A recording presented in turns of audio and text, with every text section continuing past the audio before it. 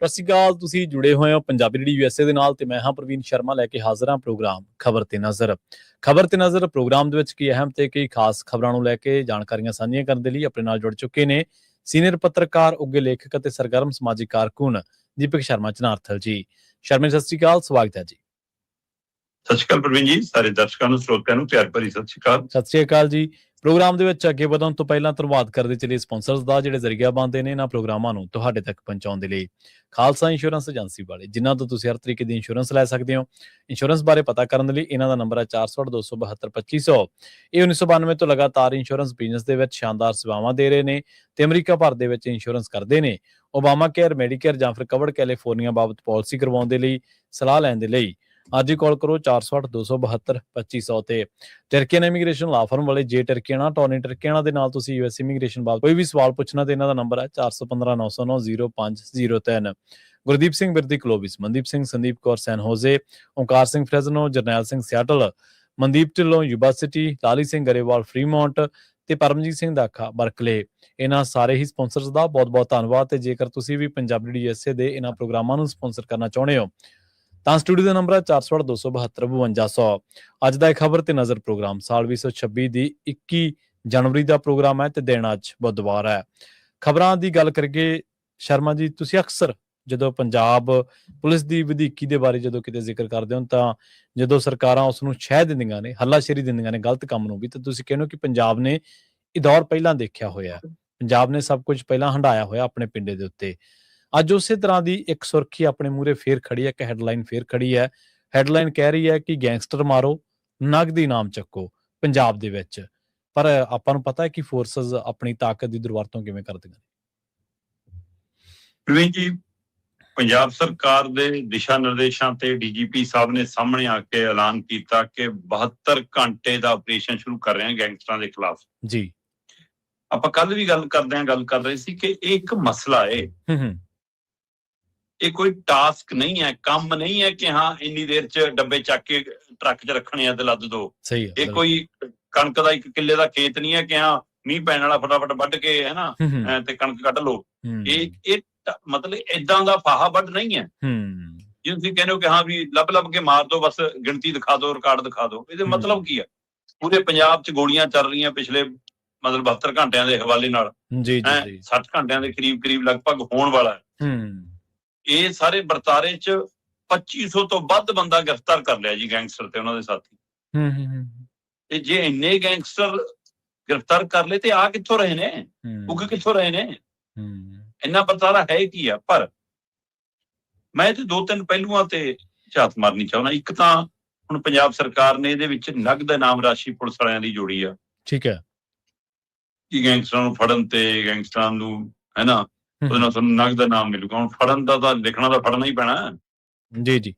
ਠੀਕ ਹੈ ਨਾ, ਮਤਲਬ ਇਨਕਾਊਂਟਰ ਦੀਆਂ ਇਜਾਜ਼ਤ ਕੌਣ ਦੇ ਰਿਹਾ, ਜਾਂ ਇਹ ਕਿਵੇਂ ਹੋ ਰਿਹਾ ਵਾਰ-ਵਾਰ ਕਿ ਪੁਲਿਸ ਇੰਨੀ ਕਮਜ਼ੋਰ ਹੋ ਗਈ ਕਿ ਉਹਨਾਂ ਕੋਲ ਇੱਕ ਬੰਦਾ ਜਿਹੜਾ ਇੰਨੇ ਬੰਦੇ ਦੀ ਕਸਟਡੀ ਚ ਹੋਵੇ, ਉਹ ਗੋਲੀਆਂ ਵੀ ਚਲਾ ਦਿੰਦਾ, ਉਹ ਭੱਜ ਵੀ ਜਾਂਦਾ, ਉਹਦੇ ਗਿੱਟੇ ਗੋਡੇ ਵੀ ਗੋਲੀ ਵੱਜ ਜਾਂਦੀ ਹੈ। ਇਹ ਇੱਕੋ ਤਰ੍ਹਾਂ ਜਿਹਦਾ ਇੱਕ ਘਟਨਾ ਵਾਪਰ ਜਦੋਂ ਚੌਕਸ ਹੋ ਜਾਂਦਾ ਬੰਦਾ, ਫਿਰ ਵਾਰ-ਵਾਰ ਕਿਵੇਂ ਉਹੀ ਵਾਪਰ ਰਿਹਾ? ਇਹ ਸਾਰੇ ਸਵਾਲਾਂ ਦੇ ਵਿੱਚ ਇੱਕ ਬਕਾਇਦਾ ਇਸ ਤਰੀਕਾਕਾਰ ਦੀ ਜਿਹੜੀ ਇਹ ਯੋਜਨਾ ਚਲਾਈ ਹੈ, ਉਹਦੇ ਵਿੱਚ ਇਹਨਾਂ ਨੇ ਐਲਾਨ ਕੀਤਾ ਕਿ ਵੀ DSP ਰੈਂਕ ਤੱਕ ਜੇ ਕਾਰਵਾਈ ਕਰਦਾ, ਟੀਮ ਦੀ ਅਗਵਾਈ ਕਰਦਾ ਤਾਂ 10 ਲੱਖ ਦਾ ਇਨਾਮ ਚੱਕੋ ਜੀ, ਉਹ ਤੋਂ ਉੱਪਰ ਵਾਲਾ ਜੀ ਇੰਨੇ 15 ਲੱਖ ਦਾ ਚੱਕੋ ਜੀ। ਮਤਲਬ ਰੈਂਕ ਵਾਈਜ਼ ਇਨਾਮ ਵੱਧ ਰਹੇ ਨੇ।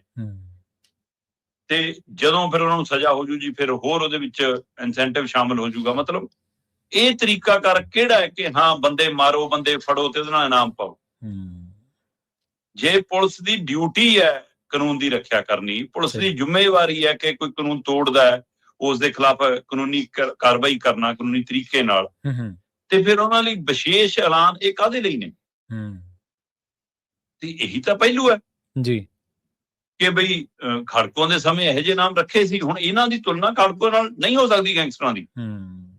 ਉਹ ਇੱਕ ਅਲੱਗ ਤਰ੍ਹਾਂ। ਪਹਿਲੀ ਗੱਲ ਤਾਂ ਇਹ ਹੈ ਕਿ ਉਹ ਇੱਕ ਸਿਸਟਮ ਚੋਂ, ਇੱਕ ਸਿਆਸੀ ਤਰੀਕਾਕਾਰ ਚੋਂ, ਇੱਕ ਕਿਸੇ ਮਸਲੇ ਨੂੰ ਲੈ ਕੇ ਜਨਮੇ ਸੀ, ਬਾਅਦ ਚੋਂ ਕੀ ਰੂਪ ਲੈ ਗਿਆ, ਕੀ ਹੋ ਗਿਆ, ਕਿੰਨੀ ਹੋ ਗਈ, ਉਹ ਇੱਕ ਵੱਖਰਾ ਲੰਬਾ ਵਿਸਤਾਰਤ ਵਿਸ਼ਾ।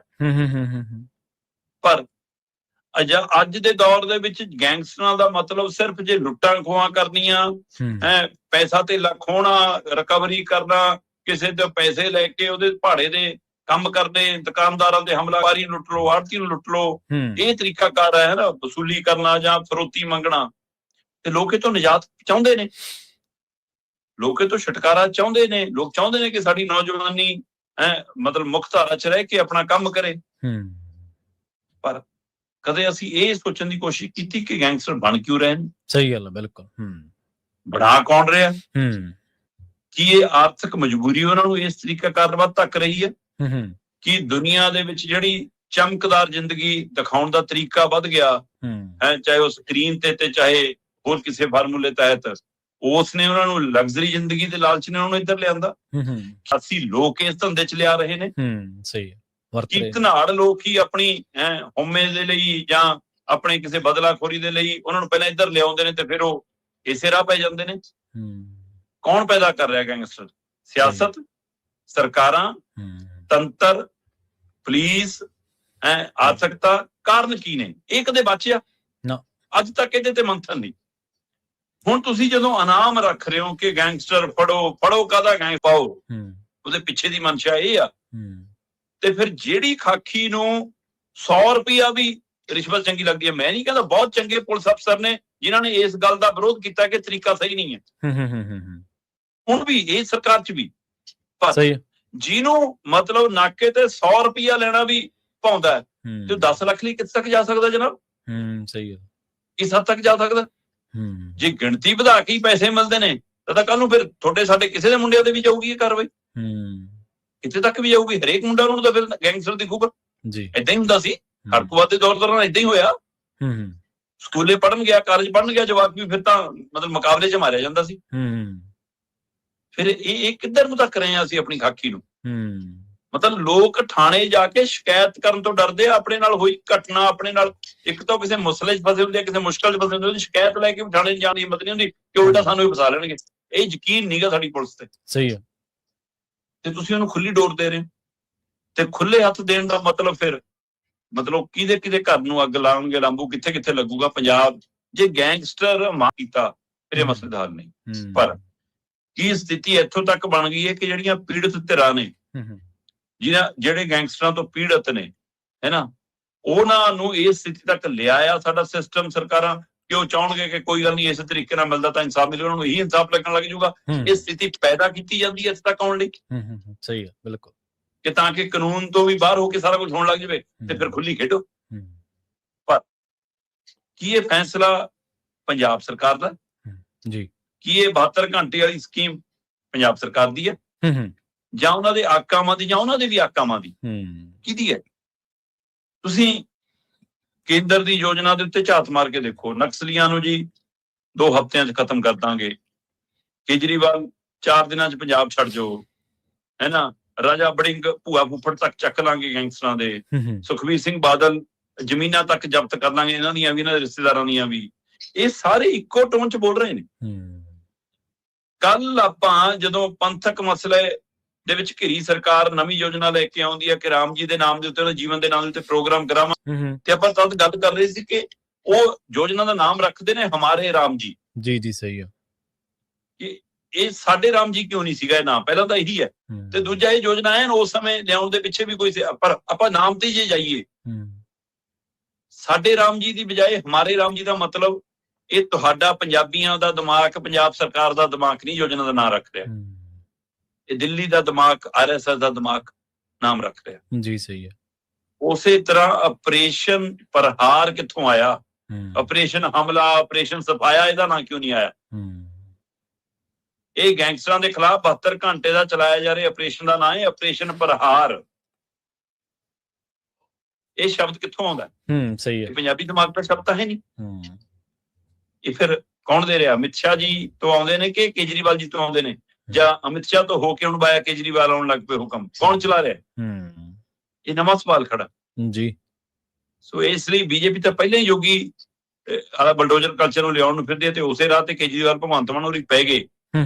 ਤੇ ਬਲਡੋਜ਼ਰ ਕਲਚਰ ਦਾ ਕਿਹੋ ਜਿਹਾ ਨਤੀਜਾ ਹੁੰਦਾ ਇਹ ਪੰਜਾਬ ਦੇ ਉਹਨਾਂ ਬਜ਼ੁਰਗਾਂ ਨੂੰ ਪੁੱਛ ਕੇ ਦੇਖਿਓ ਜਿਨ੍ਹਾਂ ਨੇ ਆਪਣੇ ਜਵਾਨ ਪੁੱਤ ਮੋਢਿਆਂ ਤੇ ਢੋਏ ਨੇ, ਤੇ ਅਜੇ ਤੱਕ ਪਤਾ ਵੀ ਨਹੀਂ ਲਾਸ਼ਾਂ ਕਈਆਂ ਦੀਆਂ ਤਾਂ ਕਿੱਥੇ ਨੇ। ਖਾਲੜੇ ਦਾ ਰਿਪੋਰਟ, ਖਾਲੜੇ ਦੀ ਫਿਲਮ ਅੱਜ ਦੀ ਪੁਲਿਸ ਵੀ ਜਾਰੀ ਕਰਨ ਨੂੰ ਤਿਆਰ ਨਹੀਂ, ਜਦੋਂ ਕਿ ਇਹਨਾਂ ਦਾ ਨਾਲ ਕੋਈ ਤਾਲੁਕਾਤ ਨਹੀਂ। ਜਦੋਂ ਤੁਸੀਂ ਅੰਦਰੋਂ ਬਾਹਰੋਂ ਹੋਏ ਜੇ ਹੋ ਤਾਂ ਸਾਡਾ ਸਿਸਟਮ ਅੱਜ ਵੀ ਉਹ ਫਿਲਮ ਰਿਲੀਜ਼ ਕਰਨ ਤੋਂ ਡਰਦਾ। ਸੋ ਇਸ ਲਈ ਇਹ ਪੰਜਾਬ ਨੂੰ ਨਵਾਂ ਲਾਂਭੂ ਨਾ ਲੱਗ ਜਾਵੇ। ਜਦੋਂ ਉਹਨਾਂ ਨੂੰ ਤਨਖਾਹ ਮਿਲਦੀ ਹੈ ਡਿਊਟੀ ਦੀ, ਤੇ ਫਿਰ ਆ ਵੱਖਰੇ ਇਨਸੈਂਟਿਵ ਦਾ ਮਤਲਬ ਕੀ ਹੈ ਕਿ ਖੁੱਲੀ ਛੂਟ? ਇਹ ਖਤਰਨਾਕ ਹੈ। ਹਾਂਜੀ ਬਿਲਕੁਲ, ਖੁੱਲੀ ਛੂਟ ਖਤਰਨਾਕ ਹੈ। ਤੇ ਆਪਾਂ ਇਹਦੇ ਬਾਰੇ ਅੱਗੇ ਵੀ ਬਹੁਤ ਸਾਰੀ ਗੱਲ ਕੀਤੀ ਹੈ ਵੀ ਖੁੱਲੀ ਛੂਟ ਦੀ ਦੁਰਵਰਤੋਂ ਕਿਵੇਂ ਹੁੰਦੀ ਹੈ, ਤੇ ਜਦੋਂ ਪੁਲਿਸ ਕੋਲੇ ਪਾਵਰ ਆਉਂਦੀਆਂ ਨੇ। ਆਪਾਂ ਇੱਕ ਦਿਨ ਪਹਿਲਾਂ ਵੀ ਸਵਾਲ ਚੁੱਕਿਆ ਸੀ ਨਾ ਕਿ ਕੀ ਪੰਜਾਬ ਪੁਲਿਸ ਰਾਜ ਦੇ ਵਿੱਚ ਤਬਦੀਲ ਹੋ ਚੁੱਕਿਆ, ਵੀ ਹਰੇਕ ਥਾਂ ਹੀ ਪੁਲਿਸ ਦੀ ਠਾਠ ਹੀ ਸੁਣਦੀ ਆਪਾਂ ਨੂੰ, ਪੁਲਿਸ ਹੀ ਡਾਇਰੈਕਟ ਕਰ ਰਹੀ ਹੈ। ਲੋਕਾਂ ਨੇ ਸਰਕਾਰ ਬਣਾਈ ਹੈ, ਲੋਕਾਂ ਨੇ ਕੋਈ ਵਰਦੀਧਾਰੀ ਗੁੰਡੇ ਨਹੀਂ ਭਰਤੀ ਕੀਤੇ ਕਿ ਜਿਵੇਂ ਜੀ ਆਵੇ ਕਰੀ ਜਾਣ। ਸਰਕਾਰਾਂ ਦੀ ਫੇਲੀਅਰ ਦੇ ਵਿੱਚੋਂ ਨਿਕਲਿਆ ਗੈਂਗਸਟਰਵਾਦ, ਜੋ ਵੀ ਨਿਕਲਿਆ, ਜੋ ਕ੍ਰਾਈਮ ਹੈ, ਤੇ ਇਹਨੂੰ ਲੋਕਾਂ ਦੇ ਨਜਾਇਜ਼ ਪੁੱਤ ਮਾਰ ਕੇ ਸਰਕਾਰਾਂ ਬਰੀ ਨਹੀਂ ਹੋ ਸਕਦੀਆਂ ਇਸ ਮਾਮਲੇ ਦੇ ਵਿੱਚ। ਅਗਲੀ ਗੱਲ ਕਰੀਏ ਇੱਕ ਹੋਰ ਬੜੇ ਸੰਵੇਦਨਸ਼ੀਲ ਮਾਮਲੇ ਦੀ, ਜਿਸ ਮਾਮਲੇ ਨੇ ਇੱਕ ਦੌਰ ਪੰਜਾਬ ਦੇ ਵਿੱਚ, ਪੰਜਾਬ ਨੇ ਦੇਖਿਆ ਇੱਕ ਦੌਰ ਕਿ ਬਾਦਲ ਮੁੱਖ ਮੰਤਰੀ ਹੁੰਦੇ ਹੋਏ ਵੀ ਬਾਦਲਾਂ ਦਾ ਪਰਿਵਾਰ ਇੱਕ ਵਾਰੀ ਪੰਜਾਬ ਦੀਆਂ ਸੜਕਾਂ ਤੇ ਨਿਕਲਣੋਂ ਹਟ ਗਿਆ ਸੀ। ਬੇਅਦਬੀ ਦੀਆਂ ਘਟਨਾਵਾਂ ਪੰਜਾਬ ਦੇ ਵਿੱਚ ਹੀ ਕਿਉਂ ਵਾਪਰਦੀਆਂ ਨੇ ਜੀ? ਫਿਰ ਬੇਅਦਬੀ ਹੋਈ ਹੈ ਜੀ। ਬਿਲਕੁਲ, ਇਹ ਬੜੀ ਮਦਭਾਗੀ ਖਬਰ ਹੈ ਜਿਹੜੀ ਆਪਾਂ ਅੱਜ ਫੇਰ ਚਰਚਾ ਕਰਨ ਲੱਗੇ ਹਾਂ ਕਿ ਘਟਨਾ ਫਿਰ ਵਾਪਰੀ ਹੈ। ਜੀ ਪੰਜਾਬ ਦੇ ਜਲੰਧਰ ਖੇਤਰ ਦੇ ਗੁਰਾਇਆ ਖੇਤਰ ਦੇ ਨਾਲ ਸੰਬੰਧਿਤ ਪਿੰਡ ਹੈ ਮਾਲਾ। ਉਸ ਪਿੰਡ ਦੇ ਵਿੱਚ ਸ੍ਰੀ ਗੁਰੂ ਗ੍ਰੰਥ ਸਾਹਿਬ ਜੀ ਦੇ ਪਾਵਨ ਸਰੂਪ ਦੇ 6 ਪਵਿੱਤਰ ਅੰਗ ਖਿਲਰੇ ਹੋਏ ਮਿਲੇ। ਗੁਰੂ ਘਰ ਦੇ ਬਾਹਰ ਹੀ ਸਥਾਨਿਕ ਇੱਕ ਸ਼ਰਧਾਲੂ ਔਰਤ ਬੀਬੀ ਕਹਿੰਦੀ ਕਿ ਮੈਂ ਲੰਘੀ ਸ਼ਾਮ ਜਦੋਂ ਗਈ ਸੀ ਤਦ ਤੱਕ ਕੁਛ ਨਹੀਂ ਸੀ ਐਸਾ ਕਿ ਮੈਂ ਲੰਘੀ ਸ਼ਾਮ ਮੱਥਾ ਟੇਕ ਕੇ ਸ਼ਾਮ 5:30-6 ਵਜੇ ਕਹਿੰਦੀ ਮੈਂ ਬਾਹਰੋਂ ਗੁਰੂ ਘਰ ਮੱਥਾ ਟੇਕ ਕੇ ਤਦ ਤੱਕ ਸਾਰਾ ਕੁਝ ਠੀਕ ਸੀ, ਕਿ ਜਾਂ ਤਾਂ ਫਿਰ ਦੇਰ ਰਾਤ ਵਾਪਰਿਆ ਜਾਂ ਤੜਕੇ ਵਾਪਰਿਆ। ਜੀ ਇਹ ਲੰਘੇ ਦਿਨ ਦੀ ਗੱਲ। ਤੇ ਕੱਲ ਫਿਰ ਦਿਨ ਭਰ ਪੰਜਾਬ ਦੇ ਵਿੱਚ ਖਾਸ ਕਰਕੇ ਉਸ ਖੇਤਰ ਦੇ ਵਿੱਚ ਤਣਾਅ ਵਾਲਾ ਮਾਹੌਲ ਰਿਹਾ। ਪਿੰਡ ਦੇ ਲੋਕ ਇਕੱਠੇ ਹੋ ਗਏ, ਫਿਰ ਉਸ ਤੋਂ ਬਾਅਦ ਇਲਾਕੇ ਦੇ ਲੋਕ ਆਉਣ ਲੱਗ ਪਏ, ਨਿਹੰਗ ਜਥੇਬੰਦੀਆਂ ਪਹੁੰਚਣ ਲੱਗ ਪਈਆਂ, ਸਿੱਖ ਨੁਮਾਇੰਦੇ ਪਹੁੰਚਣ ਲੱਗ ਪਏ, ਇਹਨਾਂ ਵੱਡੀ ਗਿਣਤੀ ਚ ਲੋਕ ਇਕੱਤਰ ਹੋਣ ਲੱਗ ਪਏ, ਪੁਲਿਸ ਆ ਗਈ, ਪੁਲਿਸ ਦੀਆਂ ਟੀਮਾਂ ਆ ਗਈਆਂ, DSP ਦੀ ਅਗਵਾਈ ਚ ਜਾਂਚ ਸ਼ੁਰੂ ਹੋ ਗਈ। ਲਓ ਜੀ ਸ਼ੱਕੀ ਫੜ ਲਏ ਜੀ, ਲਓ ਜੀ ਮੁੱਖ ਸ਼ਰਾਰਤਕਰਤਾ ਵੀ ਫੜ ਲਿਆ ਜੀ। ਮੁੱਢਲੀ ਸੰਭਾਵਨਾ ਹੈ ਜੀ ਕਿ ਗੁਰਦੁਆਰੇ ਦੀ ਪ੍ਰਬੰਧ ਨੂੰ ਲੈ ਕੇ ਜੀ, ਪ੍ਰਬੰਧਕ ਟੀਮ ਬਣਨ ਨੂੰ ਲੈ ਕੇ ਜੀ, ਕੰਟਰੋਲ ਸੰਭਾਲਣ ਨੂੰ ਲੈ ਕੇ ਜੀ ਸੀਗਾ ਜੀ, ਉਹਦੇ ਵਿੱਚੋਂ ਇਹ ਘਟਨਾ ਸ਼ਾਇਦ ਜਨਮੀ ਹੈ ਜੀ, ਉਹਦੀ ਜਾਂਚ ਕਰ ਰਹੇ ਆ। ਕਮਾਲ ਹੈ। ਜੇ ਇਹ ਜੋ ਗੱਲ ਪੁਲਿਸ ਦੀ ਮੁੱਢਲੀ ਜਾਂਚ ਜਾਂ ਮੁੱਢਲੇ ਸ਼ੱਕ ਚ ਉੱਭਰ ਰਹੀ ਹੈ ਜੀ, ਜੇ ਇਹੀ ਹੈ ਮਤਲਬ ਫਿਰ ਉਹ ਕੌਣ ਨੇ ਜਿਹੜੇ ਪ੍ਰਬੰਧਕ ਬਣਨਾ ਚਾਹੁੰਦੇ ਨੇ, ਜਿਹੜੇ ਆਪਣੇ ਆਪ ਨੂੰ ਗੁਰੂ ਘਰ ਦੇ ਸੇਵਾਦਾਰ ਦੱਸਦੇ ਨੇ? ਸਹੀ। ਤੇ ਜੇ ਉਹਦਾ ਨਾ ਮਿਲੇ ਤਾਂ ਅਸੀਂ ਇਸ ਹੱਦ ਤੱਕ ਜਾਵਾਂਗੇ ਵਿੱਚ ਗੁਰੂ ਗ੍ਰੰਥ ਸਾਹਿਬ ਨੂੰ ਲਿਆਵਾਂਗੇ, ਉਹਨਾਂ ਦੇ ਪਵਿੱਤਰ ਰੰਗਾਂ ਨੂੰ ਫਾੜ ਕੇ ਖਿਲਾਰ ਦਾਂਗੇ। ਇੱਕ ਇਹੋ ਜਿਹਾ ਸਤਿਕਾਰ ਤੇ ਇੱਕ ਇਹੋ ਜਿਹਾ ਧਰਮ ਹੈ। ਇਹ ਧਾਰਮਿਕਤਾ ਕਿਹੜੀ ਹੈ? ਉਹਨਾਂ ਵਿਅਕਤੀਆਂ ਤੇ ਸਵਾਲ ਖੜਾ। ਫਿਰ ਜੇ ਇਹੀ ਹੈ, ਜੇ ਫਿਰ 227 ਨੂੰ ਧਿਆਨ ਚ ਰੱਖ ਕੇ ਲਾਂਬੂ ਲਾਉਣ ਲਈ ਕਵਾਇਦ ਹੈ, ਫਿਰ ਉਹ ਕੌਣ ਲੋਕ ਕਿ ਜਿਨ੍ਹਾਂ ਨੂੰ ਇਸ ਹੱਦ ਤੱਕ ਜਾਣ ਦੀ, ਘਟੀਆ ਹਰਕਤ ਕਰਨ ਤੱਕ ਦੀ ਹਿੰਮਤ ਮਿਲ ਜਾਂਦੀ ਹੈ ਕਿ ਹਾਂ ਆਪਾਂ ਏਦਾਂ ਕਰ ਲਈਏ।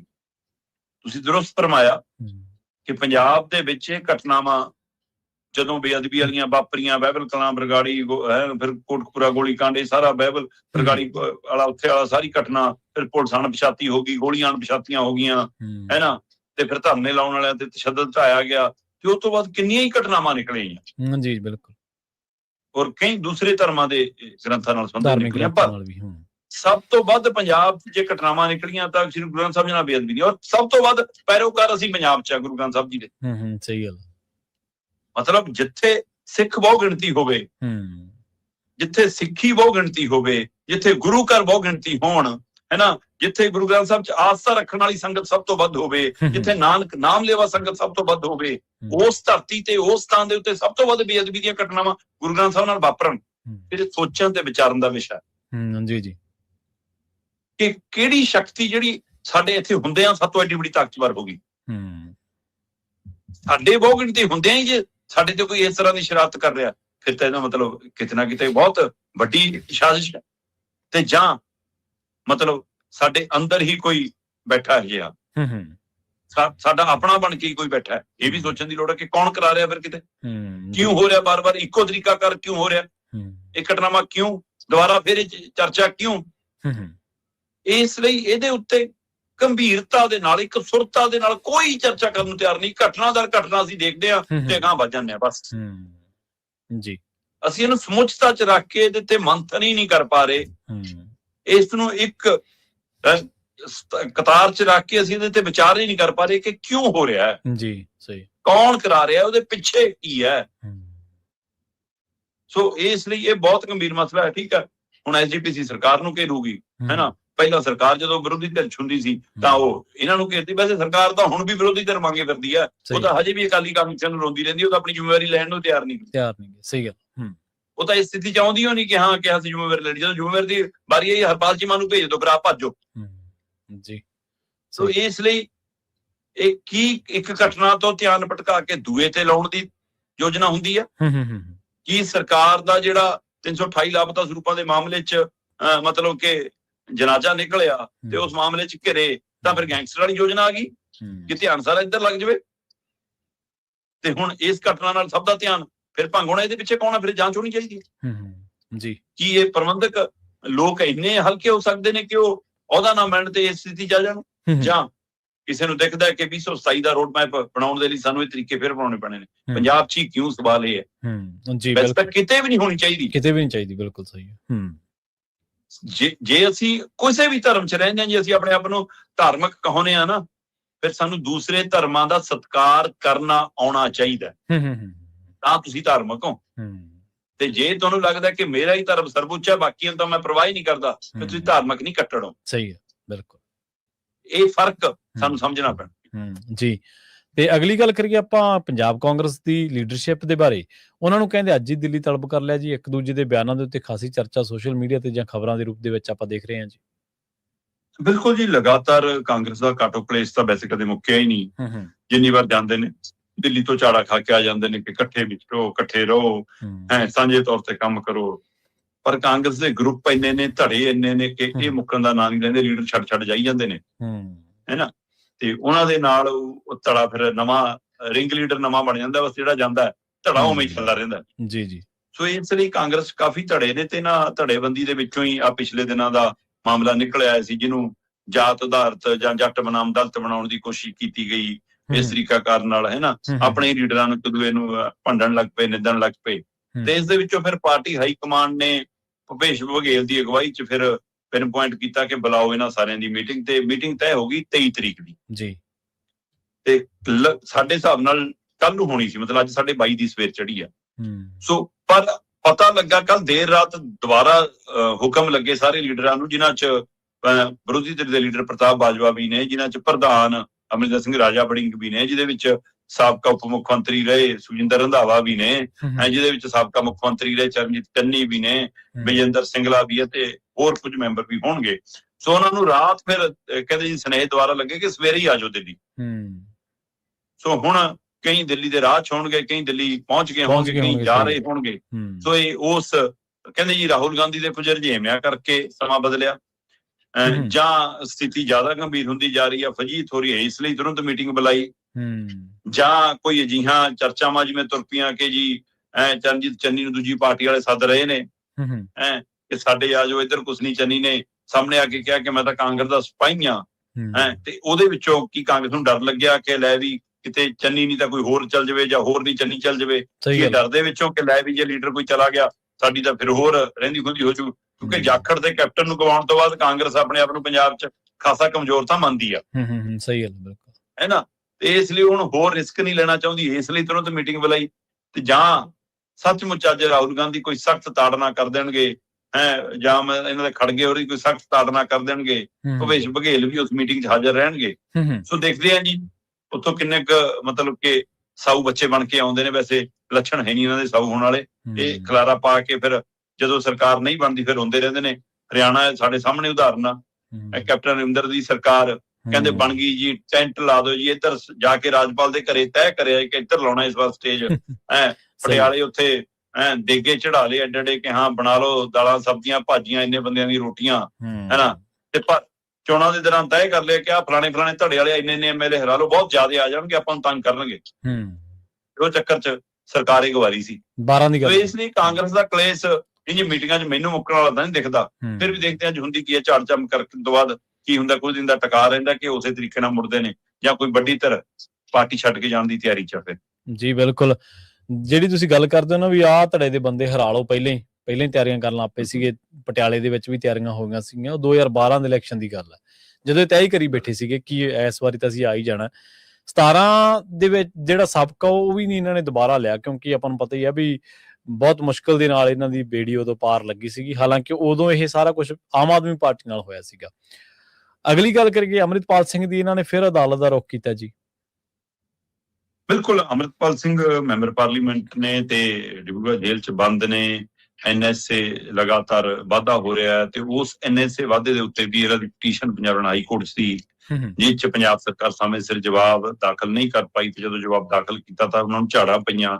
ਬੇਸ਼ੱਕ ਉਹ ਜਵਾਬ ਨੂੰ ਰਿਕਾਰਡ 'ਚ ਲੈ ਲਿਆ ਗਿਆ, ਪਰ ਪੰਜਾਬ ਸਰਕਾਰ ਨੂੰ ਝਾੜਾਂ ਦੇ ਨਾਲ 10,000 ਦਾ ਜੁਰਮਾਨਾ ਤੱਕ ਲੱਗਿਆ। ਇੱਕ ਮਾਮਲਾ ਉਹ ਸੀ, ਪਰ ਦੂਸਰੀ ਹੁਣ ਨਵੀਂ ਪਟੀਸ਼ਨ ਪੰਜਾਬ ਹਾਈ ਕੋਰਟ ਦੇ ਵਿੱਚ ਅੰਮ੍ਰਿਤਪਾਲ ਸਿੰਘ ਦੇ ਵਕੀਲਾਂ ਨੇ ਅੰਮ੍ਰਿਤਪਾਲ ਵੱਲੋਂ ਪਾਈ ਹੈ ਤੇ ਉਹਦਾ ਮਾਮਲਾ ਹੈਗਾ ਜੀ ਬਜਟ ਸੈਸ਼ਨ 'ਚ ਹਿੱਸਾ ਲੈਣ ਦਾ। ਬਿਲਕੁਲ ਉਹੀ ਪੁਰਾਣਾ ਸਾਰਾ ਪਹਿਲੂ ਕਿ ਮੈਂ ਖਡੂਰ ਸਾਹਿਬ ਹਲਕੇ ਤੋਂ ਆਉਣਾ, ਜਿਹੜਾ ਸਰਹੱਦੀ ਖੇਤਰ ਹੈ, ਉਸ ਖੇਤਰ ਦੀਆਂ ਆਪਣੀਆਂ ਮੁਸ਼ਕਲਾਂ ਨੇ, ਆਪਣੀਆਂ ਚੁਣੌਤੀਆਂ ਨੇ। ਫਿਰ ਉਹਦੇ ਵਿੱਚ ਇਹ ਵੀ ਜ਼ਿਕਰ ਹੈ ਕਿ ਵੀ ਪਿਛਲੇ ਦਿਨਾਂ 'ਚ ਹੜ੍ਹ ਆ ਕੇ ਗਿਆ, ਉਸ ਖੇਤਰ ਦੀ ਬਾਂਹ ਫੜਨੀ ਆ, ਮੇਰੀ ਜ਼ਿੰਮੇਵਾਰੀ ਆ, ਮੈਂ ਸੰਵਿਧਾਨਕ ਚੁਣਿਆ ਨੁਮਾਇੰਦਾ, ਲੋਕਾਂ ਨੇ ਮੈਨੂੰ ਵੋਟਾਂ ਪਾਈਆਂ, ਮੈਂ ਸੰਵਿਧਾਨਕ ਸਹੁੰ ਚੁੱਕੀ ਆ। ਸੋ ਇਸ ਲਈ ਮੈਂ ਉਹਦੀ ਗੱਲ ਕਰਨਾ ਚਾਹੁੰਦਾ ਸੰਸਦ 'ਚ ਜਾ ਕੇ। ਫਿਰ ਇਹ ਵੀ ਆ ਉਹਦੇ ਵਿੱਚ ਕਿ ਵੀ ਮੇਰਾ MP ਲੈਂਡ ਫੰਡ ਜਿਹੜਾ ਹੁੰਦਾ ਉਹਦੀ ਵਰਤੋਂ ਹੀ ਨਹੀਂ ਕਰ ਪਾ ਰਹੇ, ਮੈਨੂੰ ਉਹਦੀ ਇਜਾਜ਼ਤ ਵੀ ਚਾਹੀਦੀ ਆ।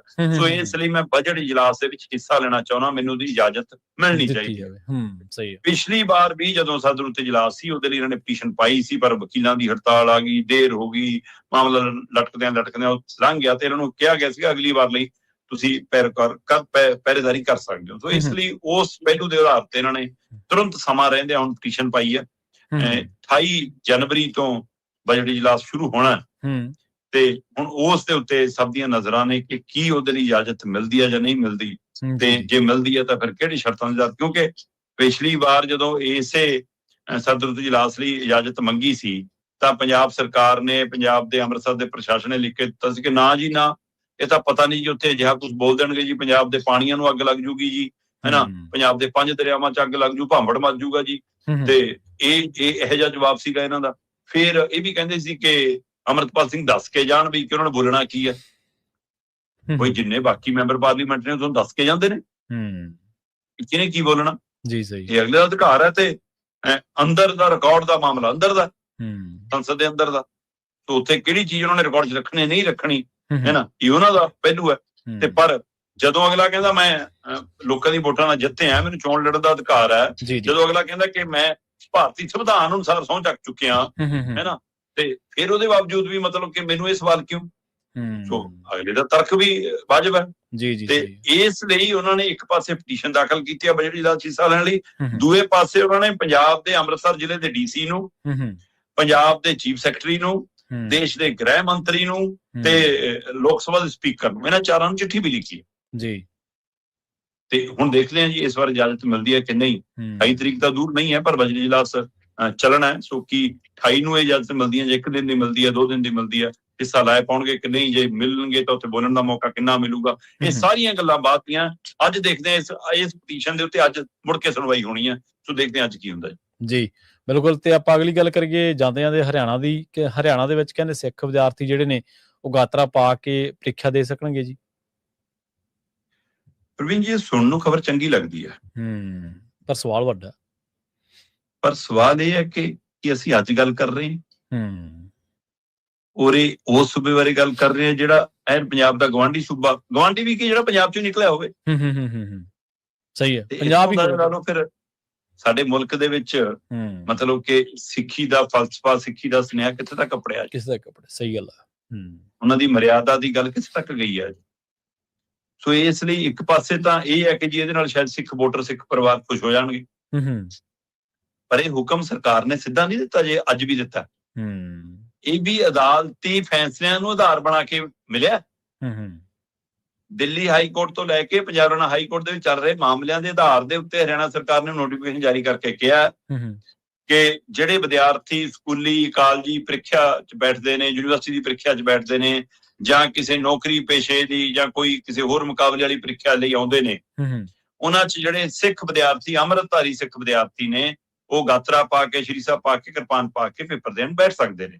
ਉਹਦੇ ਵਿੱਚ ਠੀਕ ਹੈ, ਨੋਰਮ ਹੈ ਕਿ ਵੀ 9 ਇੰਚ ਦੀ ਕਿਰਪਾਨ 9 ਇੰਚ ਦੀ ਹੋਣੀ ਚਾਹੀਦੀ ਹੈ, ਗਾਤਰਾ 9 ਇੰਚ ਦਾ ਹੋਣਾ ਚਾਹੀਦਾ, ਤੇ ਉਹਦੇ ਵਿੱਚ ਅੰਦਰ ਜਿਹੜੀ ਉਹਦੀ ਧਾਰ ਹੈ ਉਹ 6 ਇੰਚ ਤੋਂ ਵੱਡੀ ਨਹੀਂ ਹੋਣੀ ਚਾਹੀਦੀ। ਸੋ ਇਸ ਲਈ ਉਹ ਤਰੀਕਾਕਾਰ ਹੈਗਾ। ਪਰ